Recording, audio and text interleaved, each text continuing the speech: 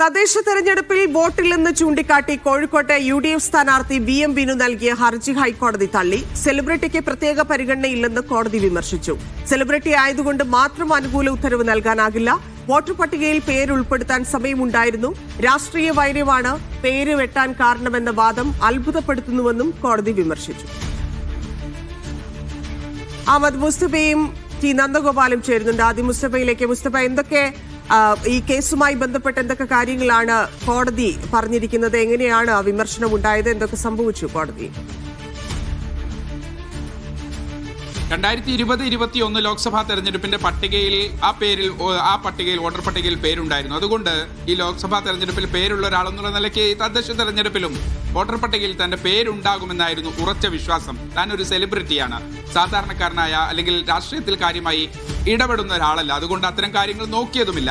പക്ഷെ BLO ഉൾപ്പെടെയുള്ള ആളുകൾ തന്റെ പേര് വോട്ടർ പട്ടികയിൽ ഉൾപ്പെടുത്തും എന്നൊരു പ്രതീക്ഷ തനിക്കുണ്ടായിരുന്നു. പക്ഷേ അതിനെല്ലാം അട്ടിമറിച്ചുകൊണ്ടാണ് ഇപ്പോൾ സ്ഥാനാർത്ഥിയായ സമയത്ത് നോമിനേഷൻ നൽകുന്ന ഒരു ഘട്ടത്തിൽ തന്റെ പേര് വോട്ടർ പട്ടികയിൽ ഇല്ല എന്ന് വ്യക്തമാകുന്നത്, ബോധ്യമാകുന്നു. അതുകൊണ്ടാണ് ഈ വിഷയത്തിൽ തെരഞ്ഞെടുപ്പ് കമ്മീഷനുമായി ബന്ധപ്പെട്ട ആളുകൾക്ക്, ജില്ലാ തെരഞ്ഞെടുപ്പ് ഓഫീസർ, അതോടൊപ്പം തന്നെ ജില്ലാ കളക്ടർ ഉൾപ്പെടെയുള്ള ആളുകൾക്ക് പരാതി നൽകിയ ഒരു തീരുമാനമായിട്ടില്ല. അതുകൊണ്ട് നാളെ കഴിഞ്ഞ് മറ്റന്നാൾ ഇതുമായി ബന്ധപ്പെട്ട് നോമിനേഷന് അന്തിമ സമയം അവസാനിക്കുകയാണ്. അതുകൊണ്ട് ഒരു വളരെ അടിയന്തര പ്രാധാന്യത്തോടു കൂടി കോടതി ഈ വിഷയം പരിഗണിക്കണം, ബന്ധപ്പെട്ട ആളുകൾക്ക് നിർദ്ദേശം നൽകണം. ഇതായിരുന്നു വിനുവിന്റെ ഹർജി.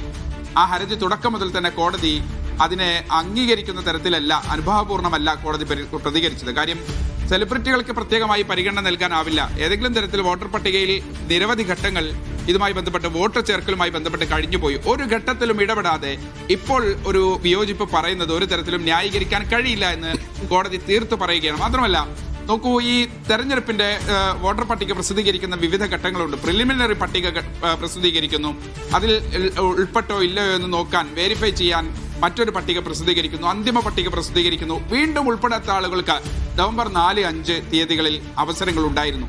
ഒരു ഘട്ടത്തിൽ പോലും തന്റെ പേരില്ല എന്ന് വിനു ആക്ഷേപം ഉന്നയിച്ചിട്ടില്ല. ഇപ്പോൾ സ്ഥാനാർത്ഥിയാകുന്ന നേരത്ത്, നോമിനേഷൻ നൽകാൻ നോക്കുന്ന നേരത്താണ് ഇതുമായി ബന്ധപ്പെട്ട ആക്ഷേപങ്ങൾ ഉയരുന്നത്, കോടതിയിൽ വരുന്നത്. എന്തായാലും ഇത് അംഗീകരിക്കാൻ കഴിയില്ല. പത്രം വായിക്കാറില്ലേ എന്നാണ് കോടതി ചോദിക്കുന്നത്. അതായത് പത്രങ്ങളിൽ തെരഞ്ഞെടുപ്പ് കമ്മീഷൻ തന്നെ ഇതുമായി ബന്ധപ്പെട്ട അപ്ഡേഷനുകൾ വിവിധ ഘട്ടങ്ങളിൽ നൽകിയതാണ്. ഒരു ഘട്ടത്തിൽ പോലും പരാതി പറയാതെ ഇപ്പോൾ ഈ പെറ്റീഷനുമായി വരുന്നത് ഒരു തരത്തിലും ന്യായീകരിക്കാനാവില്ല എന്ന് കോടതി പറയുന്നു. അപ്പോഴാണ് വിനുവിന്റെ അഭിഭാഷകൻ ഒരു കാര്യം പറയുന്നത്. ഈ പെറ്റീഷനിൽ തന്നെ അതുണ്ട്. അതായത് മേയർ സ്ഥാനത്തേക്ക് പരിഗണിക്കപ്പെടാൻ മികച്ച ഭൂരിപക്ഷത്തിൽ കല്ലായി ഡിവിഷനിൽ നിന്ന് തെരഞ്ഞെടുക്കപ്പെടാൻ സാധ്യതയുള്ള ഒരാളാണ്, ഒരു സെലിബ്രിറ്റിയാണ്. ആ നിലയ്ക്ക് നോക്കുമ്പോൾ സെലിബ്രിറ്റി എന്നുള്ള നിലയ്ക്ക് മാത്രമല്ല, മേയർ സ്ഥാനത്തേക്ക് വരുമ്പോൾ മികച്ച ഭൂരിപക്ഷത്തോടു കൂടി തെരഞ്ഞെടുക്കപ്പെടും എന്നുറപ്പാണ്. അതുകൊണ്ട് ഒരു രാഷ്ട്രീയ വൈരം മൂലം തന്റെ പേര് ഇടതുപക്ഷം LDF വെട്ടിമാറ്റിയതാണ്, എന്തെങ്കിലും തരത്തിൽ തെളിവുണ്ടോ എന്ന് കോടതി ചോദിച്ചു. ആ ഒരു തെളിവ് ഹാജരാക്കാൻ അല്ലെങ്കിൽ അതുമായി ബന്ധപ്പെട്ട കൃത്യമായൊരു മറുപടി നൽകാൻ അവർക്ക് കഴിയാതെ പോയി. അങ്ങനെയെങ്കിൽ ഈ വൈഷ്ണവിയുടെ കേസുമായി ബന്ധപ്പെട്ട് വളരെ വ്യത്യാസമുള്ള കേസാണ്. ആ രീതിയിൽ തന്നെയാണോ കോടതി പറഞ്ഞിരിക്കുന്നത്? തീർച്ചയായും വൈഷ്ണവിയുടെ കേസ് വേറെ തന്നെയാണ്. പ്രിലിമിനറി വോട്ടർ പട്ടികയിൽ, വോട്ടർ ലിസ്റ്റിൽ അവരുടെ പേരുണ്ടായിരുന്നു. പിന്നീട് വന്ന കരട് പട്ടികയിലും അവരുടെ പേരുണ്ടായിരുന്നു. ഈ 2 പട്ടികയിലും ഉണ്ടായിട്ടും അന്തിമ പട്ടികയിൽ ഇടം പിടിക്കാതെ പോയി എന്ന് പറയുന്നത് അവർ കൃത്യമായി സ്ഥാനാർത്ഥി പ്രഖ്യാപനത്തിന് ശേഷം ചില താല്പര്യങ്ങളുടെ പേര് വെട്ടുമാറ്റി അല്ലെങ്കിൽ ആക്ഷേപങ്ങൾ ഉന്നയിക്കപ്പെട്ടു എന്നതുൾപ്പെടെയുള്ള വിഷയങ്ങളാണ്. അത് വേറെ തന്നെയാണ്. കോടതി തന്നെ അത് ചൂണ്ടിക്കാണിക്കുന്നുണ്ട്. കഴിഞ്ഞ ദിവസം തിരുവനന്തപുരത്തെ വൈഷ്ണവിയുടെ കേസ് അത് കൃത്യമായി തന്നെ കോടതി പറയുന്നുണ്ട്. അതിലൊരു അനുകൂല സമീപനം സ്വീകരിച്ചത് അല്ലെങ്കിൽ അനുഭാവപൂർണ്ണമായി അത് പരിഗണിക്കണമെന്ന് കോടതി പറയുന്നത്, അതിനകത്ത് ചില അങ്ങനെ നേരത്തെ തന്നെ എഫേർട്ട് ഉണ്ടായിട്ടും അത് പരിഗണിക്കപ്പെടാതെ പോയി. അവർ വ്യത്യസ്തങ്ങളായ പരാതികൾ ഉന്നയിച്ചു, കൃത്യമായി തന്നെ അവരുടെ ID കാർഡ് ഉൾപ്പെടെയുള്ള വിശദാംശങ്ങൾ നൽകി. എന്നിട്ടും പരിഗണിക്കപ്പെടാതെ പോയ മറ്റൊരു തരത്തിലുള്ള, മറ്റൊരു സ്വഭാവത്തിലുള്ള കേസാണ്. അതുകൊണ്ട് അതും ഇതും കൂട്ടിക്കുഴയ്ക്കാൻ കഴിയില്ല. കാര്യം അത്തരം സംഭവങ്ങൾ ഉണ്ടെങ്കിൽ പൂർണ്ണമായും അനുഭാവപൂർണ്ണം പരിഗണിക്കാം.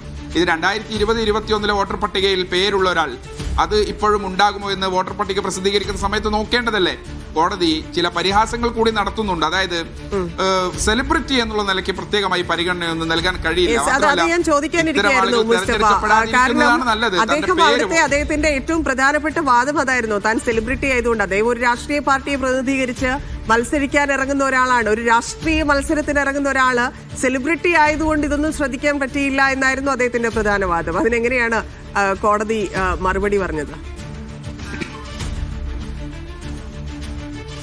സെലിബ്രിറ്റി എന്ന് പറഞ്ഞ് തുടങ്ങിയപ്പോൾ തന്നെ കോടതി ചോദിച്ചു, സെലിബ്രിറ്റി ആയതുകൊണ്ട് കോടതി എന്ത് വേണം എന്നുള്ള നിലയ്ക്കാണ് കോടതിയുടെ ഭാഗത്ത് നിന്ന് ചില പരാമർശങ്ങൾ വന്നത്. മാത്രമല്ല, സെലിബ്രിറ്റി ആയതുകൊണ്ട് എന്താണ് പ്രശ്നം, എന്താണ് പ്രത്യേക പരിഗണന നൽകേണ്ടത്, അങ്ങനെ എന്തെങ്കിലും ഉണ്ടോ? കോടതി ചില കാര്യങ്ങൾ കൂടി പറയുന്നുണ്ട്. അതായത് സാധാരണ പൗരന്മാർക്കും സെലിബ്രിറ്റികൾക്കും രാഷ്ട്രീയക്കാർക്കും ഒക്കെ ഈ നാട്ടിലെ സാധാരണക്കാരന്റെ നിയമം ഒരേപോലെ ബാധകമാണ്. തെരഞ്ഞെടുപ്പ് കമ്മീഷൻ കൃത്യമായി തന്നെ പത്രമാധ്യമങ്ങളിൽ വാർത്തയിടാറുണ്ട്, അവരുടെ കൃത്യമായ അപ്ഡേഷനുകൾ നൽകാറുണ്ട്. ഒരു ഘട്ടത്തിൽ പോലും ഇതൊന്നും നോക്കാതെ ഇപ്പോൾ വന്ന് ഈ ഒരു ഘട്ടത്തിൽ കോടതി ചില കാര്യങ്ങൾ കൂടി പറയുന്നുണ്ട്. അത്തരം പരാമർശങ്ങളിലേക്ക് കടക്കാതിരിക്കുന്നതാണ് ഉചിതം, അത് പിന്നെ മറ്റൊരു പ്രശ്നത്തിലേക്ക് പോകുമെന്ന് വരെ കോടതി പറയുന്നുണ്ട്. അതായത് തന്റെ പേര് വോട്ടർ പട്ടികയിൽ ഇല്ലാത്ത ഒരാൾ, ഇങ്ങനെ അത് നോക്കാൻ പോലും കഴിയാത്ത ഒരാൾ തെരഞ്ഞെടുക്കപ്പെടാതിരിക്കുന്നത് എന്നതുൾപ്പെടെയുള്ള ചില നിരീക്ഷണങ്ങൾ, അതായത് ആ തരത്തിലല്ല കോടതി പറഞ്ഞത്. പക്ഷേ ഈ സെലിബ്രിറ്റി എന്നിങ്ങനെ ആവർത്തിച്ച് പറയുമ്പോൾ കോടതി അങ്ങനെ സെലിബ്രിറ്റി ആയതുകൊണ്ട് പ്രത്യേകമായി പരിഗണന നൽകാൻ കഴിയില്ല എന്ന് കൃത്യമായി തന്നെ, അതായത് ചുരുക്കി പറഞ്ഞാൽ കോടതിയിൽ പോകാതിരിക്കുന്നതായിരുന്നു ഭേദം എന്നുള്ളതുപോലെ വലിയ കനത്ത തിരിച്ചടി തന്നെയാണ് കോടതിയിൽ ഉണ്ടായിരിക്കുന്നത്, അല്ലേ? തീർച്ചയായും ഇറ്റ് ഈസ് യുവർ ഇനബിലിറ്റി എന്ന് കോടതി പറയുന്നുണ്ട്. അതായത് ആ സമയത്ത് കൃത്യമായി ഇടപെടുകയും പേര് ചേർക്കുകയും അതുമായി ബന്ധപ്പെട്ട ഒരു എഫേർട്ടും ഇടാതെ ഏതെങ്കിലും തരത്തിൽ അതുമായി ബന്ധപ്പെട്ട ഒരു ശ്രമവും നടത്താതെ പിന്നീട് പട്ടികയിൽ പേരില്ല എന്ന് പറഞ്ഞ് കോടതിയിൽ വരേണ്ട കാര്യമില്ലല്ലോ. മാത്രമല്ല, LDF ഉൾപ്പെടെ പരാമർശിക്കുന്ന പ്രസ്താവനകൾ ഈ പെറ്റീഷനിലുണ്ട്. അങ്ങനെ മറ്റുള്ളവരെ പഴിചാരണ്ട, അത് തന്റെ സ്വന്തം കഴിവുകേടാണ്. ഒരു തരത്തിലും അത് മറ്റുള്ളവരെ പഴിചാരാതെ സ്വന്തം പ്രശ്നത്തെ, സ്വന്തം കഴിവുകേടിനെ പഴിചാരിക്കോളൂ എന്ന് വരെ കോടതി പറയുന്നുണ്ട്. അത് കൃത്യമായി തന്നെ വിമർശനം എന്നുള്ള നിലയ്ക്കാണ് തുടക്കം മുതൽ ഒടുക്കം വരെ കോടതി ആ നിലയ്ക്കുള്ള സമീപനമാണ് സ്വീകരിച്ചത്.